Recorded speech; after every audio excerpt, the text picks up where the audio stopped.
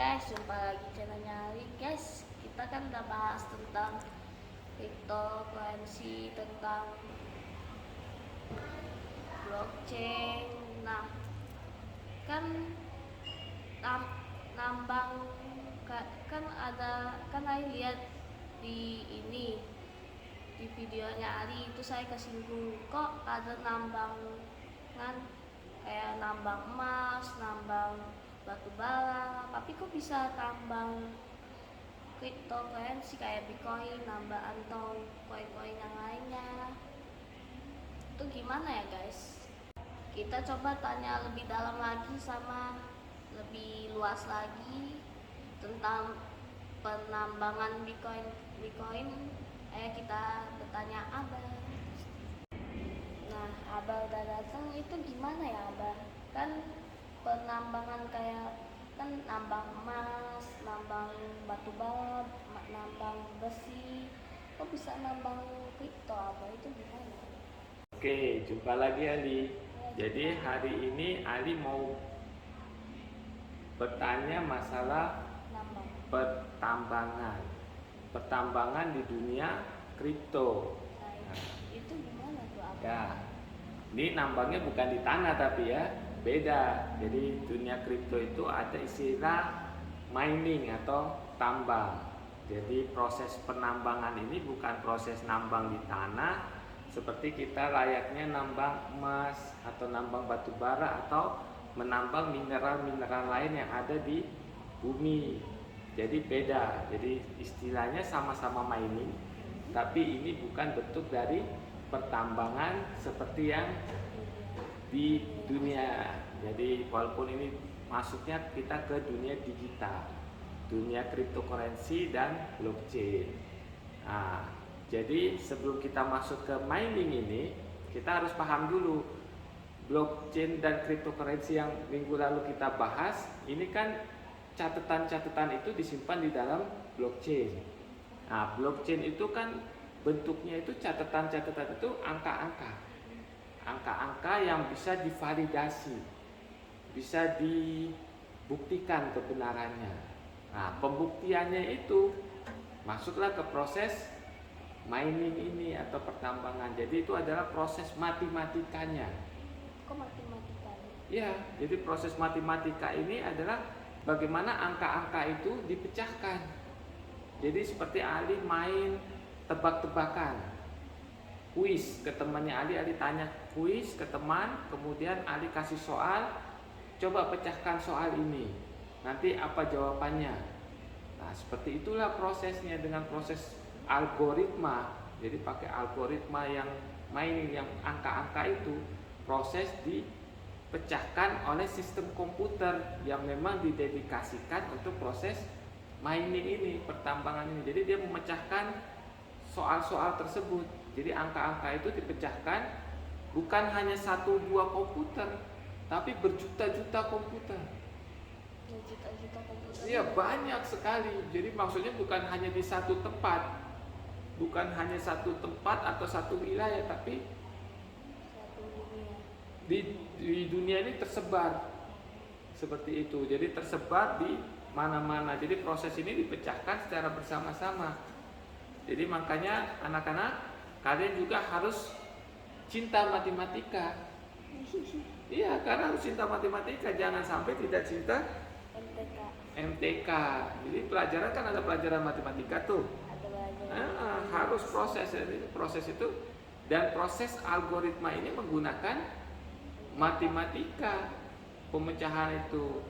Jadi itulah yang disebut dengan mining. Jadi proses pemecahan soal yang ada, yang transaksi yang ada di dunia kripto yang menghasilkan reward atau penghargaan. Jadi saat Ali bisa menjawab jawabannya dengan benar, Ali dapat hadiah. Nah, proses mining itu seperti itu. Saat rewardnya ini benar, dia akan mendapatkan hadiah.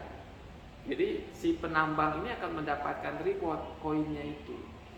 Jadi minggu lalu sempat disebut jumlah Bitcoin itu berapa sih sebenarnya? Jadi ada 21 juta Bitcoin yang ada. Bitcoin. Dan itu melalui proses pertambangan digali itu secara algoritmanya. Jadi bukan nambang nyari di halamannya Ali gali-gali, ya nggak akan ketemu Bitcoin di situ.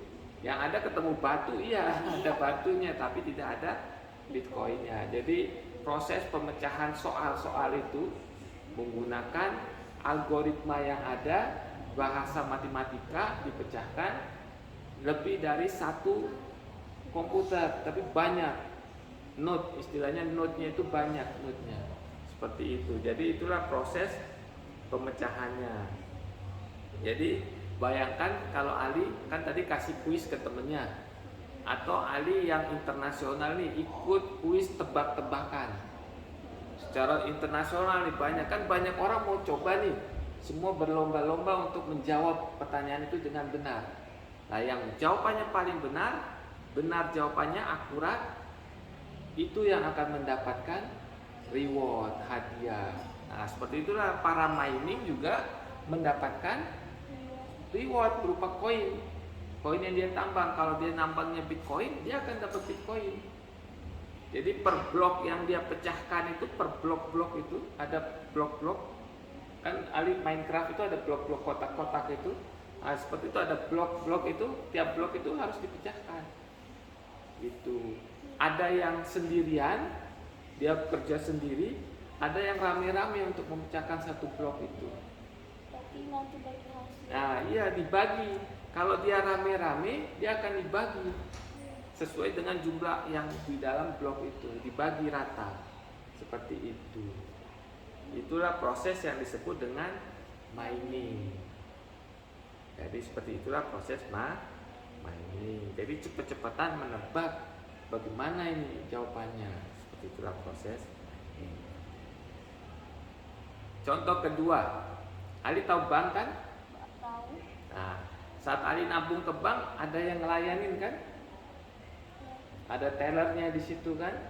Ada tellernya, Ali store uang di situ, dicatat, diinput di komputer, ya kan?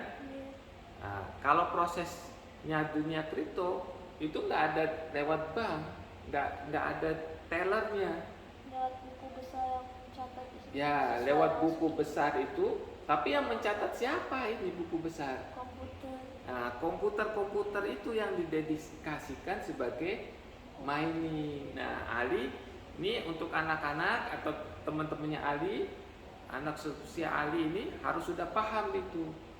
Jadi harus sudah paham, oh dunia kripto itu prosesnya pencatatannya aja otomatis. Tapi otomatis ini manusia yang menyediakan, tapi tidak melalui lembaga seperti bank. Siapa aja bisa, tergantung dia mau bikin apa tidak gitu. Mendedikasikan komputernya untuk mining. Kalau zaman dulu, zaman awal-awal, Ya. itu mining bisa pakai komputer rumahan. Komputer yang jadul yang besar. Enggak, komputer yang misal Ali punya komputer nih, itu bisa buat mining zaman dulu. Oh, Tapi kalau zaman sekarang kan udah nggak bisa. bisa pakai HP. Karena pakai HP apalagi kita nggak bisa, karena kesulitannya semakin meningkat. Kenapa kesulitannya nggak semakin? Karena semakin banyak yang mining, soalnya semakin rumit. Kalau Ali bisa, dulu Ali jawab soal matematika SD kan gampang tuh. Sekarang soal SMP. Terus Ali dikasih nih soal anak S1, soal matematika aljabar anak S1. Ali SMP kan nggak bisa ngerjain. Harus yang lebih tinggi lagi alatnya, atau otaknya harus yang sudah belajar dulu, udah SMP, SMA, baru S1 bisa memecahkan soal itu. Nah seperti itulah algoritmanya mining, semakin sulit. Jadi udah nggak bisa lagi ditambang pakai komputer biasa, harus pakai alat khusus untuk mining. Alat khususnya apa? Nah, alat khusus mining itu ada beberapa. Contohnya, misal ada yang namanya ASIC. Asik. Ya, ASIC. Asik. So asik. Nah, so ASIC. Ada ASIC buat mining khusus Bitcoin, atau dia mining khusus Doge.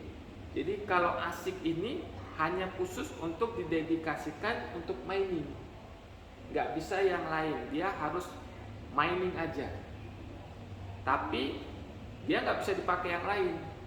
Itu kalau pakai ASIC. Ya. Dan ini lebih efisien, hash rate-nya lebih tinggi, kemudian hasil yang didapat juga lebih besar. Ini pakai ASIC. Tapi ada juga mining pakai VGA. Ya, VGA. Ada VGA.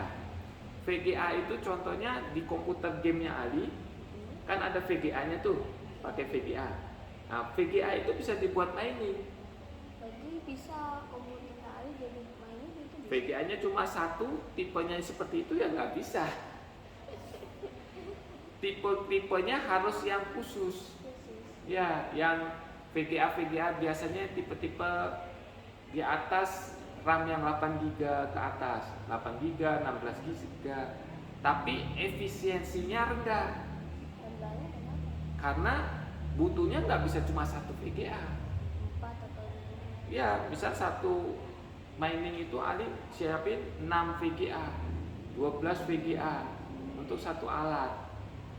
Terus untungnya besar nggak? Untungnya kecil. Beda sama yang ASIC. ASIC itu dia lebih khusus, lebih mendedikasikan alat itu memang untuk mining, terutama mining Bitcoin. Kalau VGA masih pakai VGA, kalau misalnya mau belajar pakai VGA, script itu sudah ada secara online, itu bisa buat, tapi bukan Bitcoin yang ditambang, seperti ETC, terus Riven, seperti gitu. Koin-koin seperti itu yang bisa ditambang menggunakan VGA. Tapi lebih untung, lebih bagus itu menggunakan ASIC. Jadi alat mining itu ada dua tipe, ada ASIC, ada VGA. Kalau VGA itu masih dihubungkan dengan komputer, dirakit bersama komputer. Kalau ASIC dia berdiri sendiri. Komputer sendiri. Komputer udah nggak diperlukan kalau ASIC. Ali cuma buat ngecek aja, buat setting awal aja, itu ASIC. Dia jalan sendiri. Banyak bisa dilihat nanti gambar-gambarnya untuk ASIC itu seperti ini yang ada di sini. Kalau ada di edit nanti sama editor nih, kasih gambarnya ada ASIC nih di sini. Kayaknya apa ini? Oh, ini bukan. Jadi nanti ada gambar di sini, itu gambar ASIC itu. Jadi seperti itu. Jadi dia akan lebih menguntungkan kalau pakai ASIC. Iya. Jadi sarannya apa? Kalau mau mining, Ali belum. Nanti kalau Ali sudah besar, kalau misal di dunia kripto ini masih berjaya dunia kripto, karena menguntungkan selain buat jual beli, mendedikasikan alat untuk miningnya, menyediakan alat untuk menambangnya. Jadi modalnya alat, internet dan listrik. Kalau Ya. tiba-tiba nanti internet Berhenti miningnya. nggak usah. Nggak usah. Dan ini yang bagusnya dunia kripto itu, dia tidak tergantung pada satu wilayah atau satu tempat tertentu. Karena dia tersebar di seluruh dunia ini, tersebar di banyak negara. Jadi kalau ada satu yang mati, masih tetap aktif. Karena banyak, itu proses mining itu seperti itu. Beda sama sistem bank. Kalau banknya tutup, udah selesai itu. Iya, seperti itu. Jaringannya tertutup, ya udah. Kayak kemarin kita ada kasus pas bulan Ramadan, ada bank yang tidak bisa dibuat transaksi pas bulan Ramadan. Udah semua, nggak bisa tarik uangnya, nggak bisa transaksi. Karena itu cuma satu entitasnya. Tapi kalau nggak bisa itu, karena servernya mati. Tapi kalau di dunia kripto, satu server mati, ada yang lain-lain, ada mining yang lain yang proses node-nya ini. Buku besarnya bukan cuma dipegang satu, Tapi semua megang, catatannya sama semua. Jadi di sini selesai, di sini selesai, berhenti, transaksi yang lainnya, seperti itu. Itu kelebihannya di dunia mining. Nah, apa kalau ASIC itu berapaan ya Mas? Kalau ASIC? Oh, kalau harga beragam, bisa cek aja secara online. Mesin-mesin itu kan kita nggak disponsor untuk bahas salah satu merek, jadi banyak mereknya.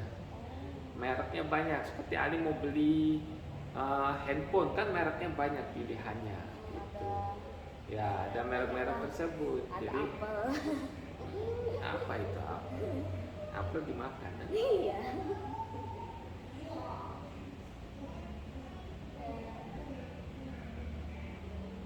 Kemudian hasil tambangnya mau ditaruh mana Ali nggak tanya. Ini tahu di mana emang? Nah itu mau taruh di mana itu hasil tambangnya? Kalau di bawah karpet.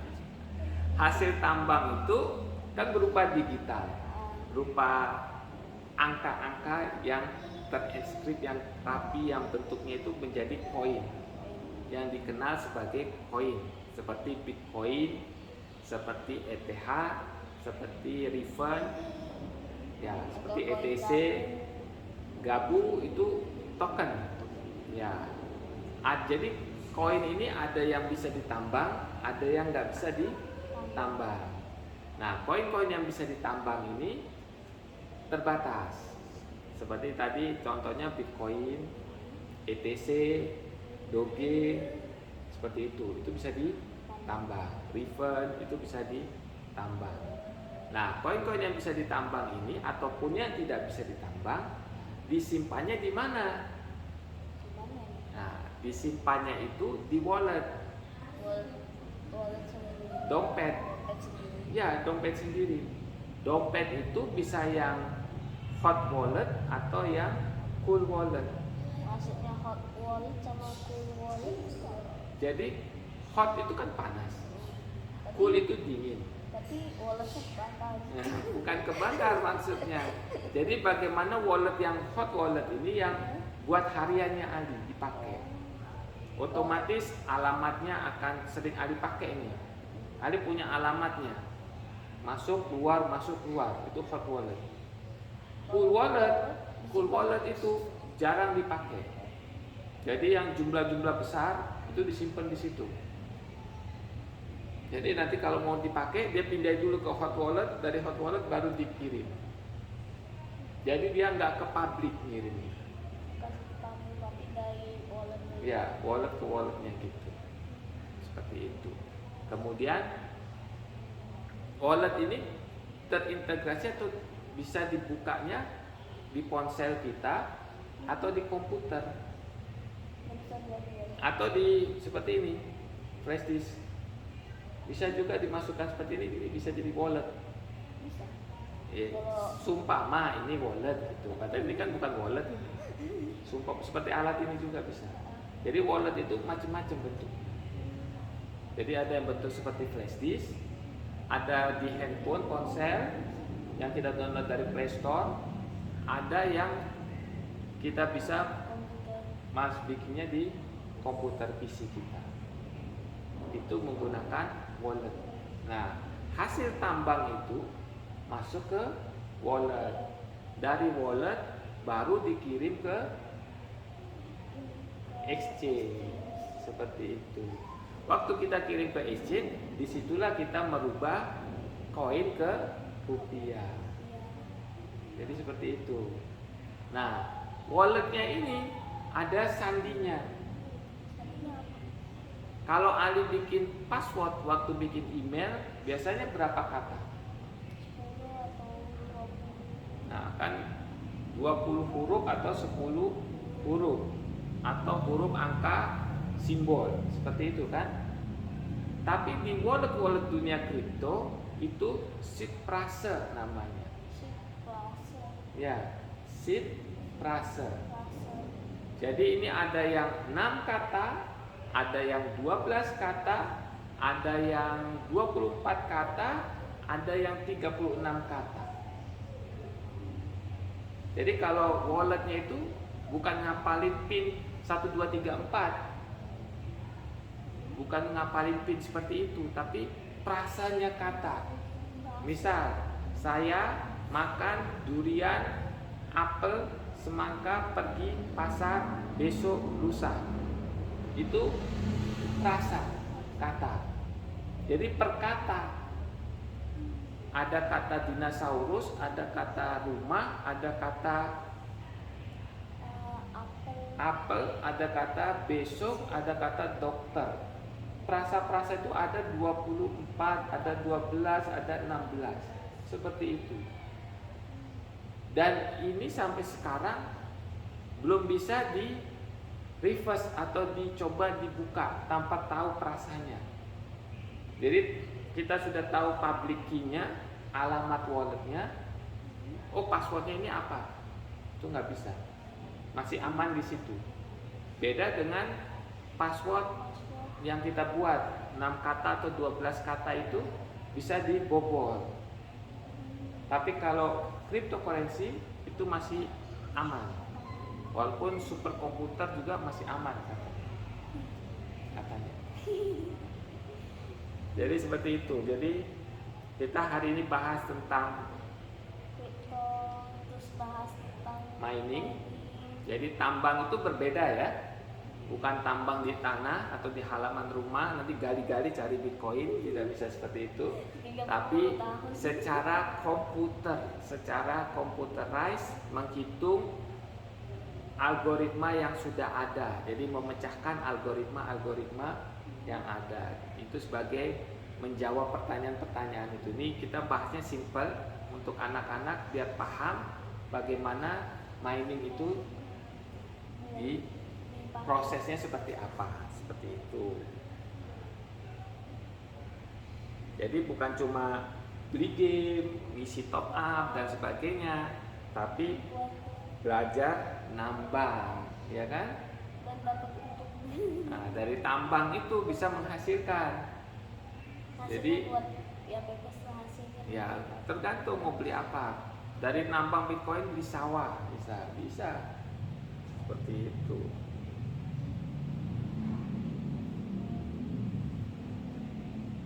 Kemudian tadi wallet, kita bahas tentang wallet. Nah, wallet itu ada passwordnya, ada prasanya. 12 prasa atau 6 prasa atau 24 prasa. Dan prasa itu kalau lupa nggak bisa dibuka lagi. Hilang uangnya. Hilang. Ya. Tapi kalau ahli tahu prasanya, handphonenya yang hilang atau komputernya yang hilang, bisa di tempat komputer lain atau di handphone lain untuk buka lagi. Selama masih punya prasanya itu. Jadi penting itu prasa itu. Key-nya itu nggak boleh sampai hilang. Private key-nya nggak boleh hilang. Kalau hilang, masalah mah say goodbye. Walaupun Ali mau buka ini barang yang dompet yang sama, mau dibuka di sini nggak bisa lihat.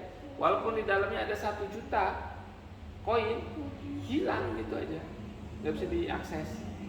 Simpen aja udah, simpen, siapa tahu anak cucu nanti ada yang ilmu tahun kapan yang bisa membuka itu prasa.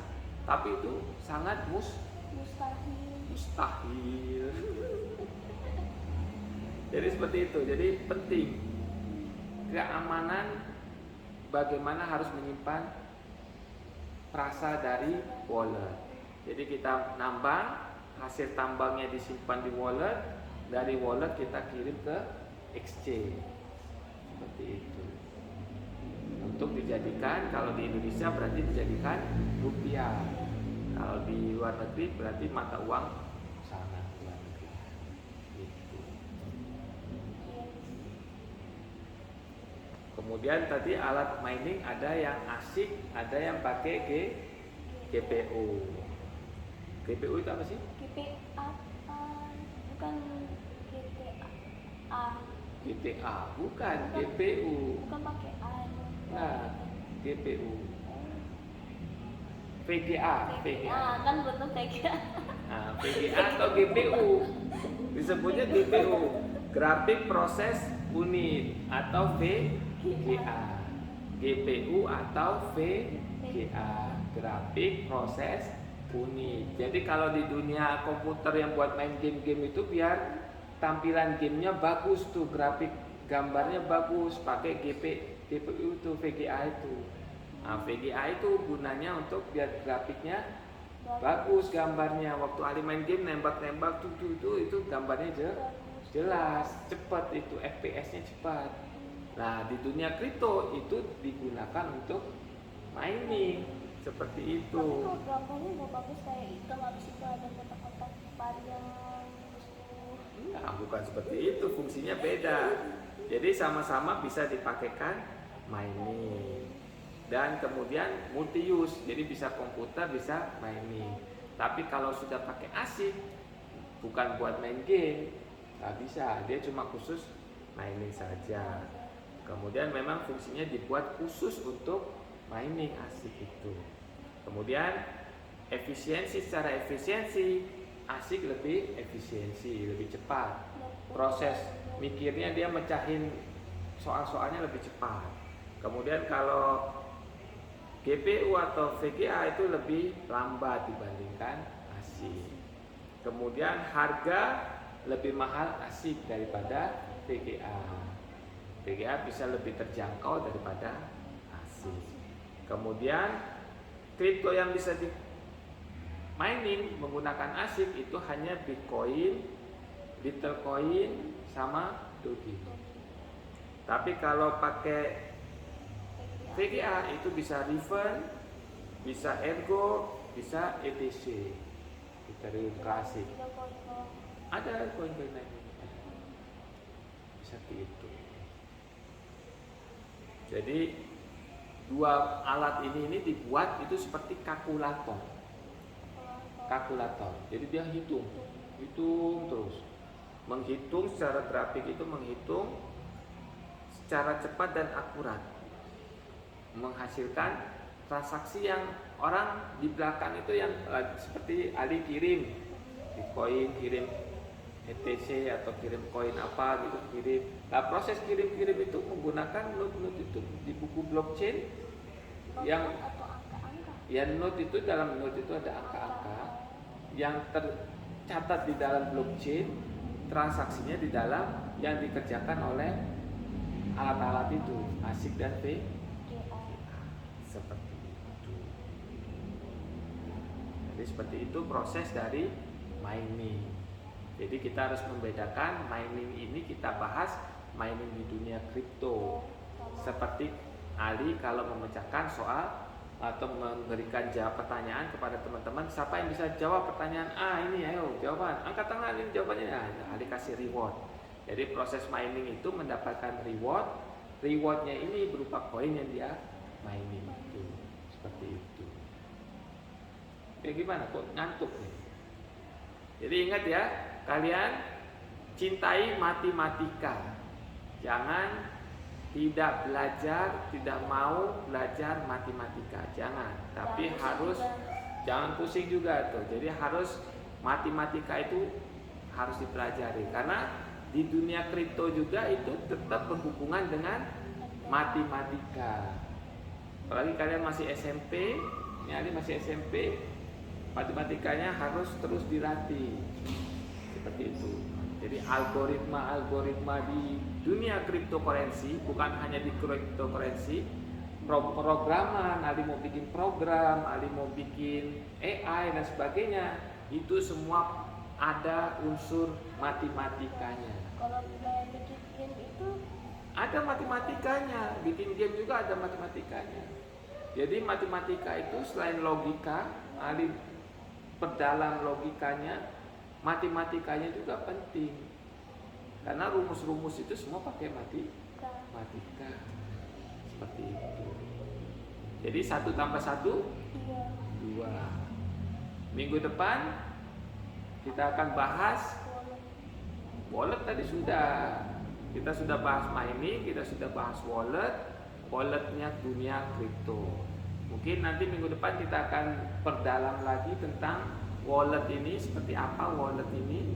Ada yang 6 sein, ada yang 12 rasanya, ada yang 24, ada yang 36. Kemudian apakah antar Bitcoin, koin yang lainnya ini seperti ETC, Bitcoin itu bisa disimpan di satu wallet, apakah harus banyak walletnya? Nah, kita akan bahas mungkin minggu depannya lagi tentang beragam wallet untuk beragam koin, apakah cukup satu wallet ataukah multi wallet untuk macam-macam koin. Jadi seperti itu. Oke, coba Ali, jangan langsung ditutup. Ali jelasin dulu sedikit dong, biar teman-temannya paham dengan bahasa Ali tentang mining ini. Ali tadi nangkepnya apa? Kalau mining itu kan bisa ditambang Bitcoin, ETH, yang koin-koin yang lain. ETH sudah nggak bisa di mining, Ah, ETH belum bisa. nggak bisa di mining. Masih ada ETH itu sistemnya pakai staking, staking ya staking. Nah, mungkin kita akan bahas apa itu staking. minggu depan. Ya nggak tahu kapan, tergantung Ali yang nanya. Kalau Ali bilang nggak penting, ya kok sih tanya. Ya udah. Ya guys, tentang mining itu nggak bisa ditambang dengan dunia nyata ya, cuma di komputer atau dunia apa namanya, dunia Gitu. di kita ya guys. Kalau mungkin kalian lagi gali nih, kayaknya nggak akan dapet. Oke ya guys, jangan lupa subscribe, like, dan komen ya guys. Bye.